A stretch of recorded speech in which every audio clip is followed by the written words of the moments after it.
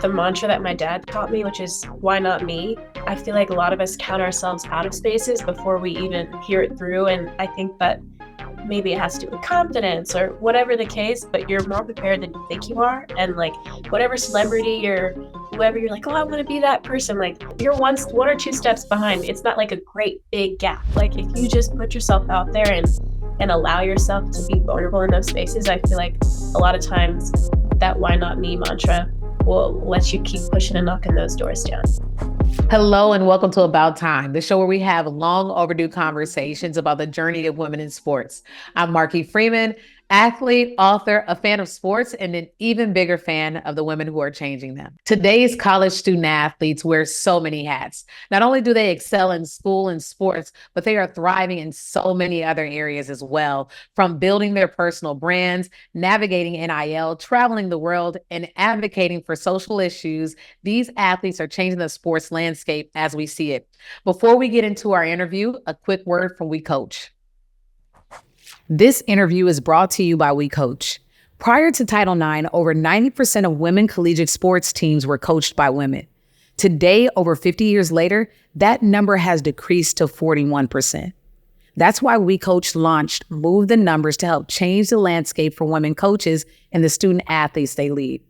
WeCOACH is a one-of-a-kind nonprofit membership organization dedicated to recruiting, advancing, and retaining women coaches in all sports and levels through year-round professional growth and leadership development programs.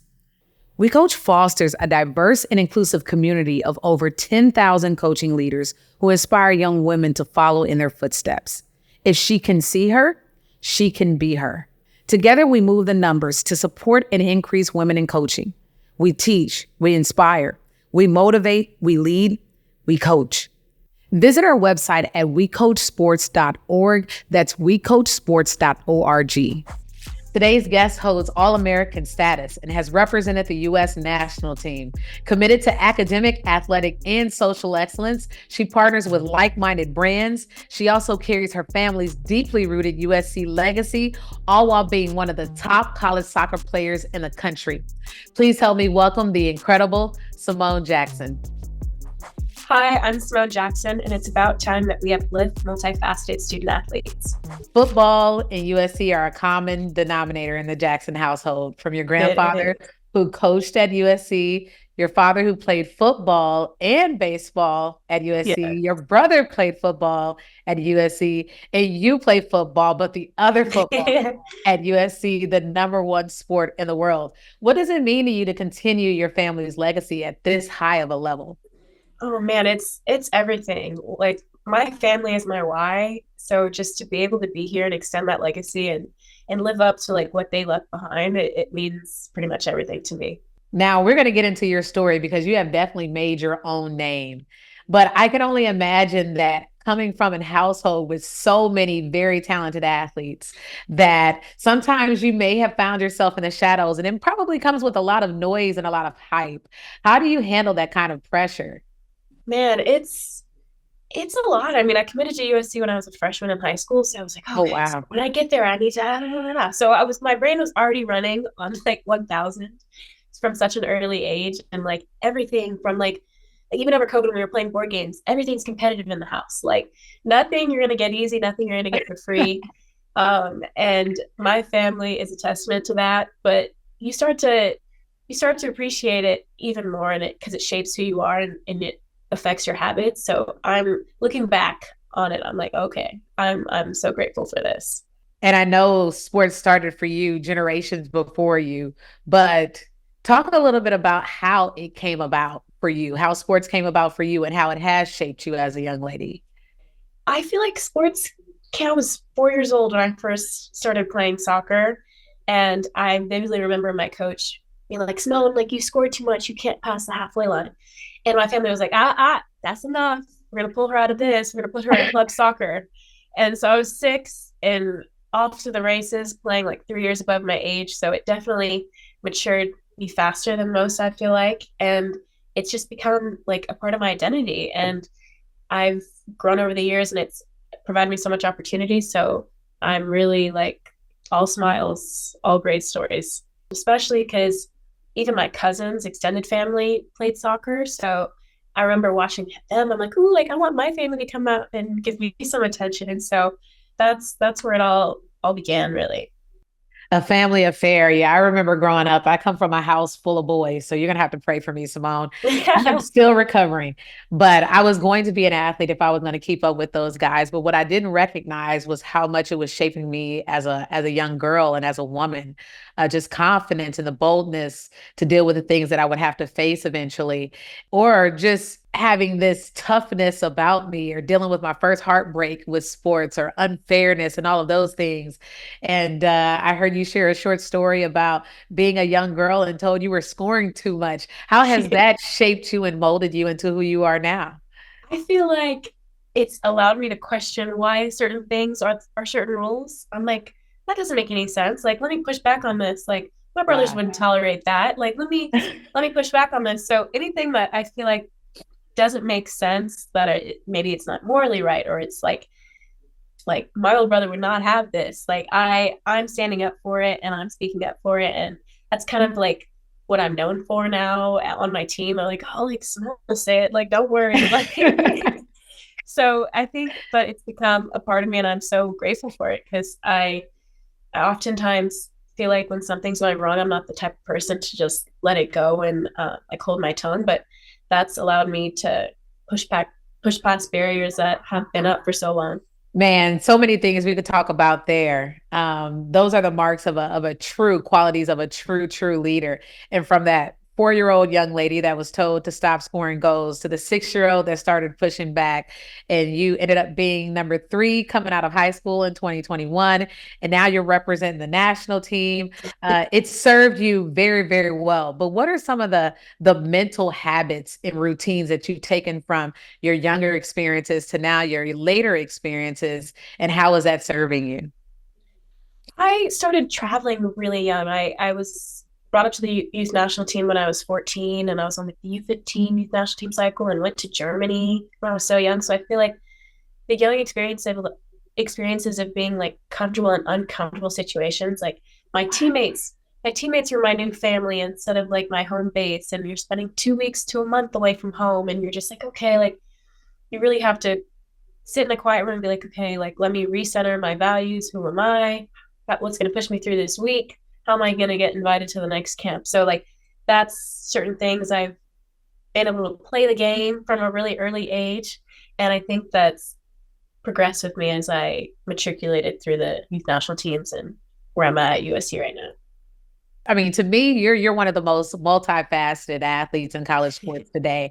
And I mean, we could go all the way back to the earliest days, but we don't have enough time for that, Simone. So I'm just going to list just a few of them, because I know you're a very humble being, but I'm going to toot your horn just a little bit. We'll go back to high school. You were the co-founder and co-president of the Black Student Union at your high school, Voice in Sports ambassador. You speak up for women in an effort to create equal opportunity.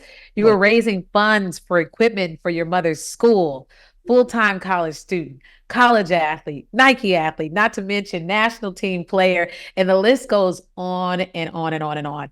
Why is it so important to you to be involved with programs and initiatives and brands like those I just mentioned a moment ago? Oh man, you're too sweet. I'd never say that out loud. It's just like crazy hearing it I back said from it. me. Everybody, I said it. I said it. I've always been big on like if I can see it and I can change it, I'm gonna do it. And Wow. if it's within my, I guess, sphere of influence, and I see that there's benefit in this space, and I'm gonna go add value where I can.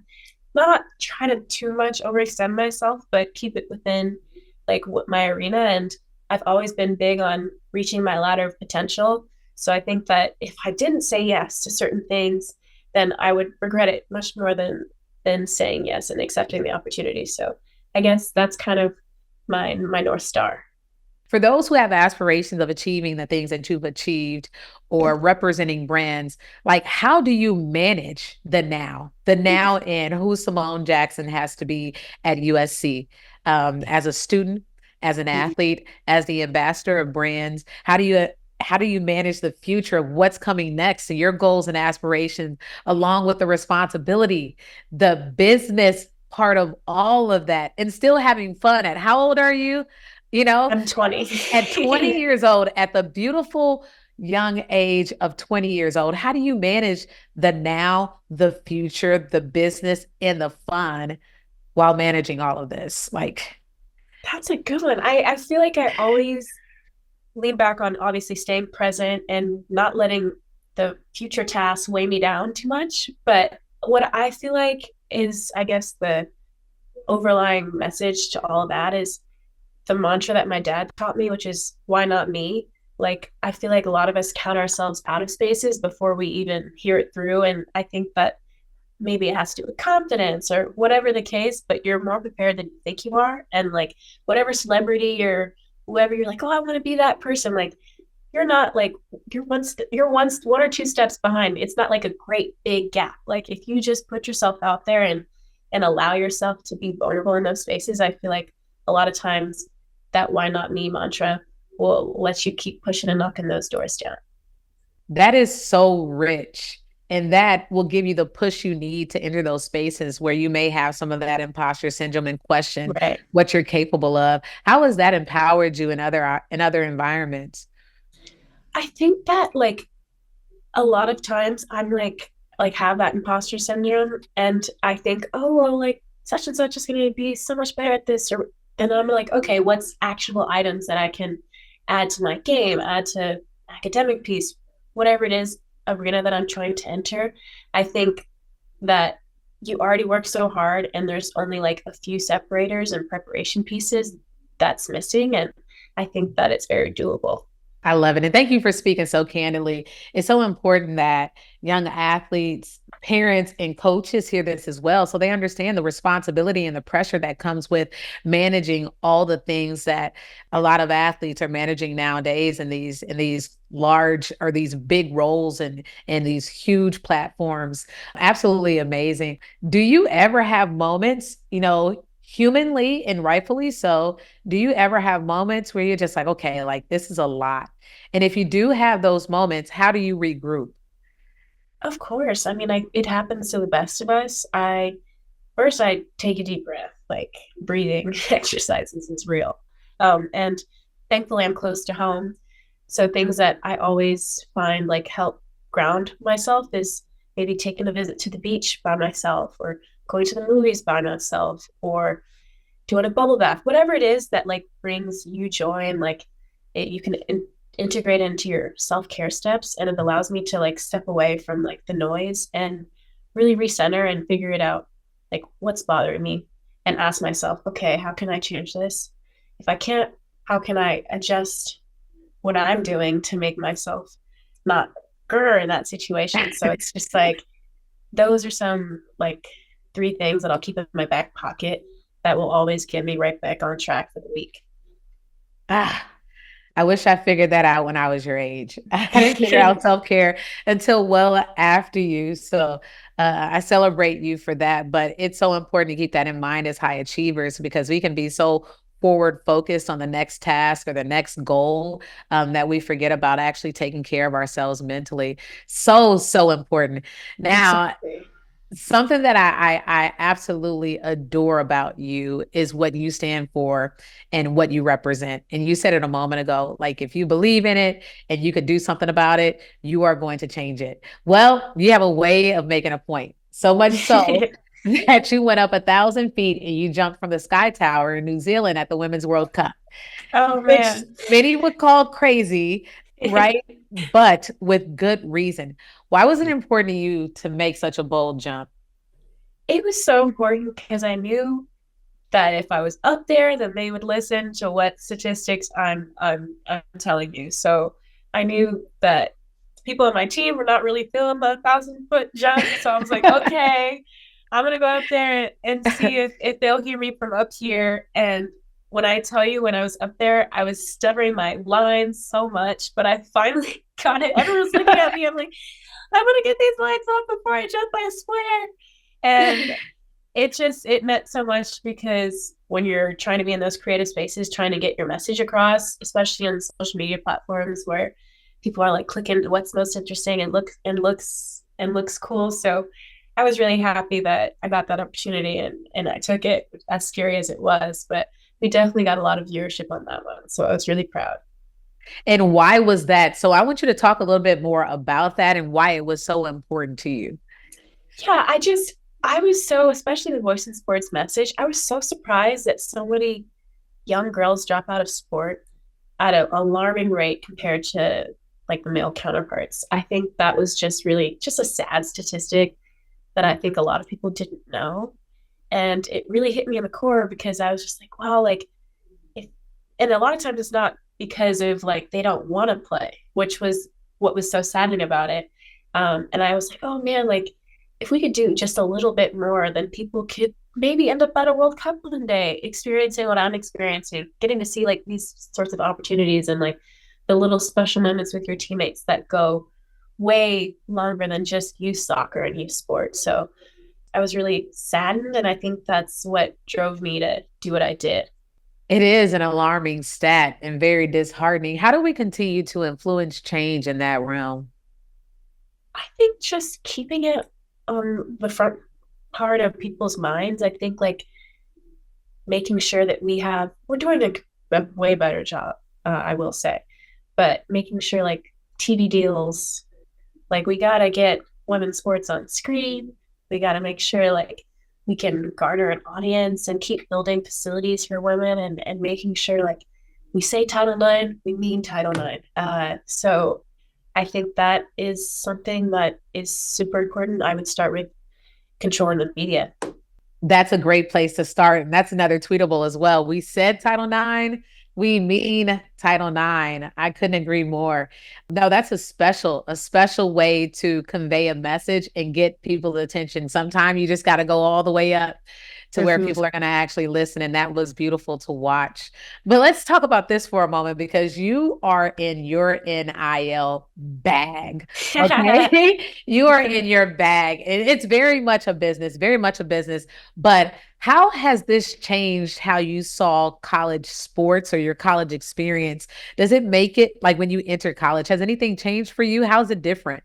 Most definitely. Most definitely. I mean, it's a different ball game, but it also is so fun because there's so many new spaces that you can play with, and like the potential seems through the roof. Like you can take advantage of quite literally anything in this space, and I feel like I'm growing up faster because it's like okay, you got agents, you got deals, you got brands. You're like okay, social media, but you also you have your academics and your athletics, which is your core. And I feel like being at a place like USC where I've had my brother actually lives with Caleb Williams in his little penthouse. And I'm like, oh wow, like NIL can do some things, you know? So it's like you see the possibilities, and I feel like it's definitely changed like I guess on teams specifically, like the hunger to like do things performatively in terms of like getting on the camera, which I feel like might be a bit of a downside on that piece, but I do understand where people are coming from because, like you said, NIL could be a bag, but I also want to bring out more so like the messages of what certain brands are doing and like the movement and like kind of center it based off of positive change versus like quick money schemes sometimes. So I was like, I really like when that person and their values center with their brand. But it always can't always be the case, but I do hope for the NIL space that's what it becomes. And like I said before, that's something that I absolutely love about you. You're so intentional about your partnerships and relationships. Like, is there anything specific that you look for when you're developing those partnerships? I feel like I look at their history. I mean, like I don't really need to like speak to you face to face to know like what you're about. I just gotta look at what you've done in the past, and I do a lot of research. I feel like I look at certain campaigns and I'm like, okay, like what are you guys about action based before you tell me you love me and all this other great stuff. So I think that's a big piece of like I guess my screening before I attach my name to something, you know? Now, you probably didn't see this at a younger age, but there are benefits to being younger. And you have an older brother who also went to USC. So have you guys had any conversations about NIL or compared NIL? And how did that prepare you for the role that you're in right now? I have to give it all to my older brother. He was the guinea pig. That's what we call him, the guinea pig. We were in the same apartment complex, and like, although he wouldn't share his little dinners every night, he would like put me on so much. He actually helped me. I was the first NIL athlete to sign to House of Victory, which is the NIL collective here, and my older brother was the one that got me that. So I can't thank him enough. He's always been in my corner. He's always been the biggest supporter. We actually don't compare at all whatsoever, which I too love that about him. Um, he'll joke and be like, "Oh, where's my finder's fee?" But he'll never actually touch anything. But I love that. We keep it light. We keep it all up. So do you have any new partnerships that are coming up? Anything that you're excited about or any partnerships you would be interested in? I am actually looking towards because I feel I'm relatively set with Nike. I do certain things with them every semester ish, so that keeps me pretty busy. But I'm looking in the film space next. Actually, I am a business and cinematic arts major with a minor in screenwriting. So I wanna toodle, like I got the athletic side. I wanna move into the academic piece for all our film goers and maybe do something in that space. So that's what I'm looking to next. Look at you, just so multifaceted. Oh my goodness. I would love that. And so, like, in what way are you interested in more so acting in front of the camera, behind the camera, writing? Screenwriting, yeah, writing Okay. is my thing, and I love to get a camera, play around with it, see where it takes me. But right now, I'm working on a screenplay called Passage that I'm really excited about. So that's the new NIL thing that I'm looking towards to get. We will be on the lookout. That's very exciting. Looking forward to that. And I have to ask you this question because something that I recognize from you just in our short time together is you are so grounded. You're very grounded. I can tell that you're rooted in your family values. How did that come about and why is that so important to you? I appreciate that. It just it's hard to like put a specific moment on it, but like everyone like calls up my family like the Jackson Five, and like we went on soccer occasions, we went on football occasions, baseball occasions, and we spent that much time in that minivan driving down the 405.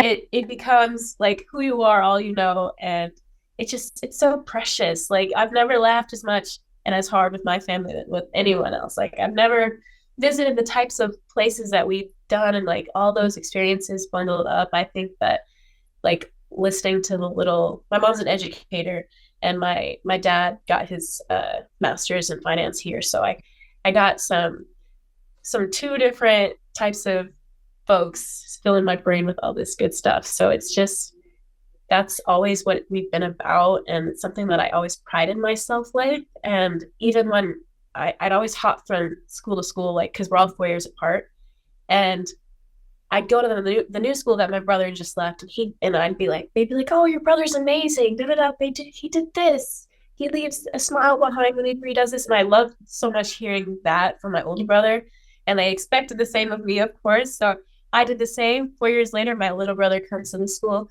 "Oh, your sister's amazing." So I always appreciated that, like what my sibling left behind for me, that I want to leave behind for my younger brother. So I think that's just something that we all do, and it's innate. Speaking of leaving behind your family, the Jackson Five, we'll just refer to them as such. You are long from the end of your career, unless you want to be, right? That would be your choice. But what do you want USC to remember about number 80? Oh man, that's a great question. I think that it's nothing really soccer or statistic related. I think it's just you talked to Simone number 80, and you left with a smile and positive energy. Like I'm very big on like you can feel it on me before you speak to me. And I think that that unspoken, I guess, good juju is something that I'd love to leave behind with the people that have interacted with me. Well, you've definitely done that here. You have done that here. We talked so much about your accomplishments, but you've had your fair share of adversity as well, from injury to other setbacks. I'm sure there's been some doubters to even being cut from the national team at the Yeah. young age of 15, which you bounced back from like a Yeah. pro. Talk about that experience and what it took for you to overcome that moment in your career, in your life. Yeah, I mean, I know it sounds so crazy to say, oh, like that 15-year-old cut hurt a lot. Like you could ask my mom, like I was like you're so young and you're like, oh, you're so young, it doesn't really matter. But it mattered so much to me. Like I leaned towards the perfectionist side. So when I was kind of I was like, what? Like I can't even imagine. But I think that that fire and fuel that it gave me is like so irreplaceable. And I feel like the same injury, like it gives you that fire and fuel, and then you start to look at it and you start to appreciate the sport even more than you did. And that like feeling that you get to reattack it is the best thing I feel like for athletes, especially when I was I was second of last in my technical testing score, second of last, and that was included goalkeepers, which is like what, how do you rank below them, right? So I came back the next year and I was in my backyard just testing the test. Like I was doing the craziest of things and I was ranked eighth the next time. And it was like a big jump because there's like 40 something girls. So that Wow. was that was a big like testament to I guess my youth national team story. And in terms of injury, like sucks, but unfortunately it happens to the best of us. And I had hurt my knee. I never had like a real long-ish term injury until like this month and a half, 2 month experience this past college season. And it was right in the great part of season. Like it was terrible timing. It actually like allowed me to get into my studies even more, and I'm actually like reaping the fruits of what I did last semester. I got into the Marshall Honors Research Seminar, and we're going to Indonesia this spring break. Come So, on. so that that setback actually, propelled me to get into different types of research. And athletically, I am like so much more diligent in certain things that I like. It's like, oh, you just go out and you play. And now I'm like, I have routines that I've developed, and I'm looking at the little things with so much more gratitude. So it's just it's all for the better, really.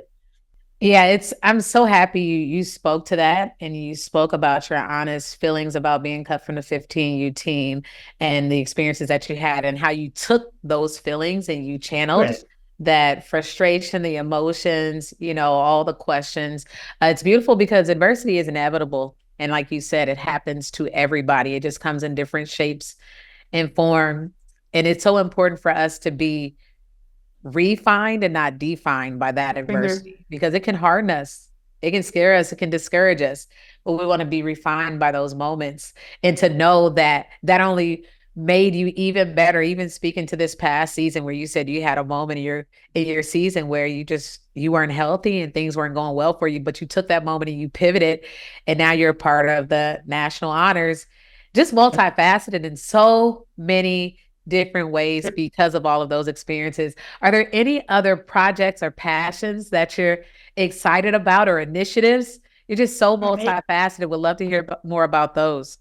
I actually like the where the Passage screenplay story stemmed. I was accepted into a Maymester, which is basically a month in May where you travel and you learn in a certain city. So I chose New Orleans because that's where my grandparent is from, and I just was really just wanted to go and dig into the culture and food and just be a regular student for them. Like, let's go. So that's where that Passage story stemmed, because my professor was speaking about, I guess, the relationship between a white slave owner and a free woman of color. But it was through his point of view. So I was like, wait, slow down. I want to dive in and research more about the woman's point of view. And that's kind of where my story and my screenplay idea started. So I'm so grateful that I, said yes, packed up the bags and went. And I'm also part of the global leadership program. I went to Thailand to study international business for a couple of weeks, and we also did a Cuba trip, which was so enlightening, figuring out like trade relationships between the U.S. and Cuba. So I love my business program. They have so many opportunities and resources that I've been afforded and could take advantage of, but those are just to name a few. Those are some great opportunities. You do so much. I would you do so much and you handle it beautifully. What are some of your greatest takeaways or greatest lessons from from traveling the world and seeing all the things that you've seen? Such a good one. And I come back with something different each time I go, but I think that it just broadens perspective at the end of the day. Like the world is so much bigger than the 3 mile radius that I usually occupy.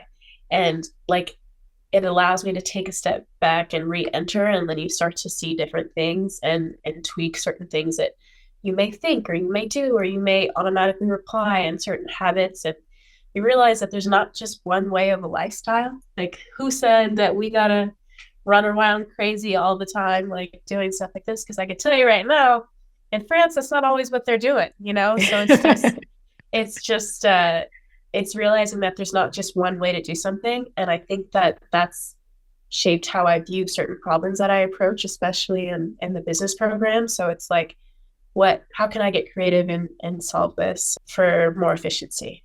Not many student athletes, students in general, get to take these experiences abroad.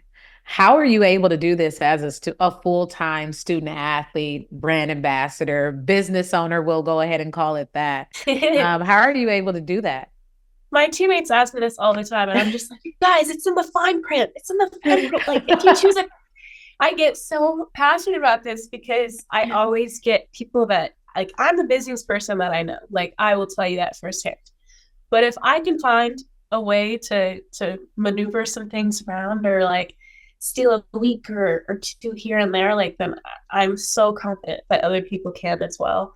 As a student athlete, I think that a lot of people don't know, like whatever class, if you're on scholarship that you take, the university has to fund. So I'm like, okay, like let me look at this course schedule. Like there's a class here, let's go. It fulfills the requirement, let's do it. Let's get that GE out there. And I apply and I keep applying and I apply again.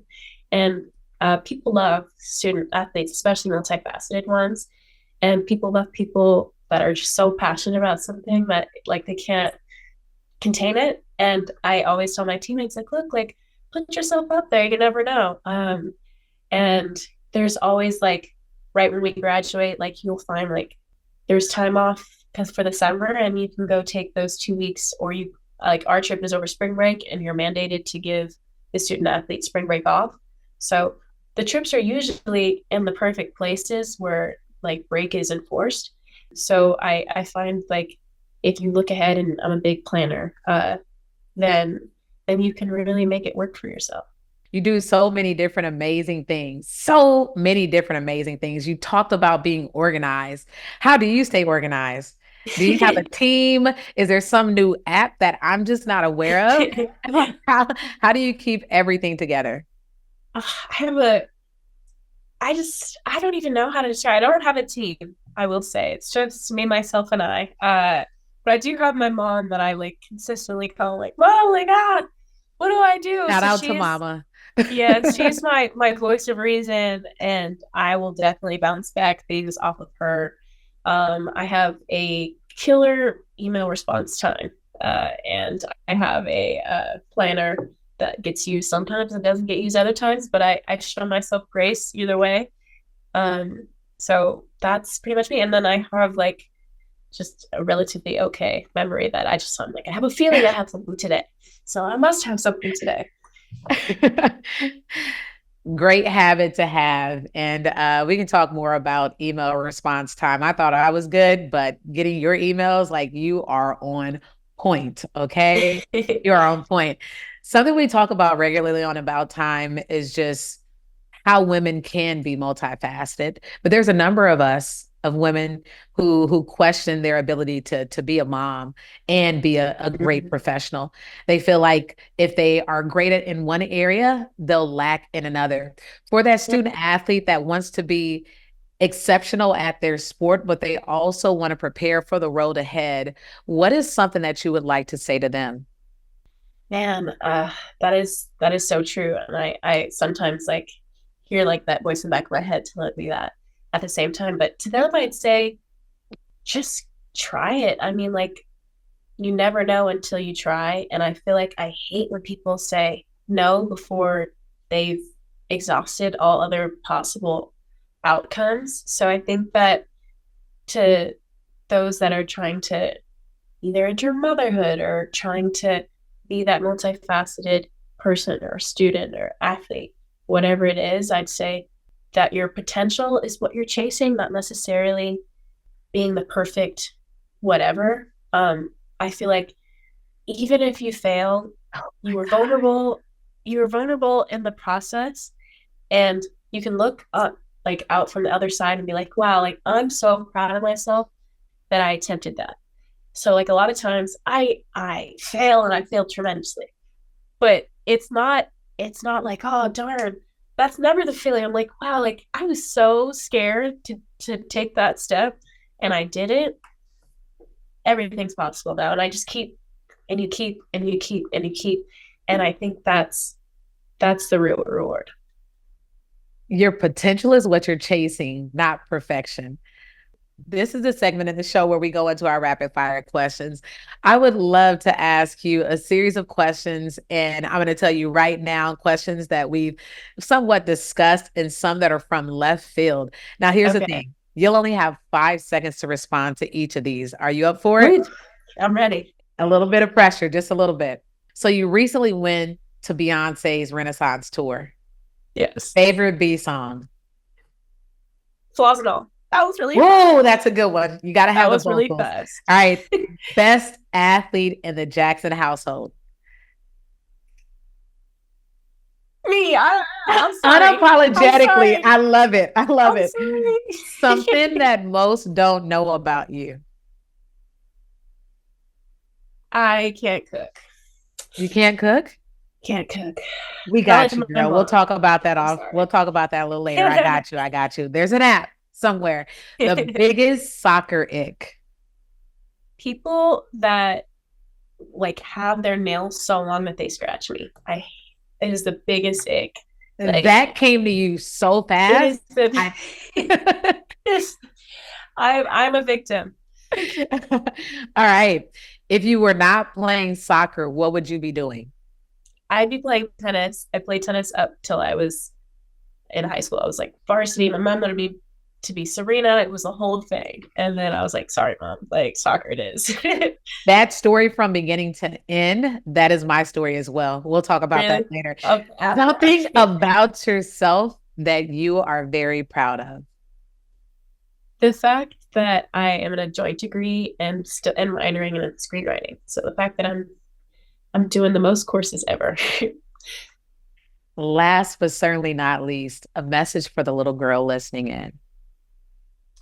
We are here for you. Ah, so concise, so warm, and so sweet. Just like you, Simone, this conversation was so fun and uplifting. Thank you so much for joining us on About Time, Simone. Thank you so much for having me. This is beautiful. Hi, About Time listeners. I'm Maria Lopez from Team WeCOACH. A key priority for WeCOACH is providing support resources to women coaches of color and increasing representation. For the second straight year, we have partnered with all MSIs and HBCUs in the country to provide over 900 women coaches access to our year-round programs. Throughout February, we are celebrating Black History Month, and we welcome you to join us on February 27th for We Amplify, supporting women coaches of color, where we will have an intimate conversation on how to empower advocacy. You can learn more about all upcoming WeCOACH programs at wecoachsports.org. Well, that's our show. Thank you for listening. If you want to hear more episodes like this, be sure to subscribe wherever you get your podcasts and to our YouTube channel. We'll see you next time.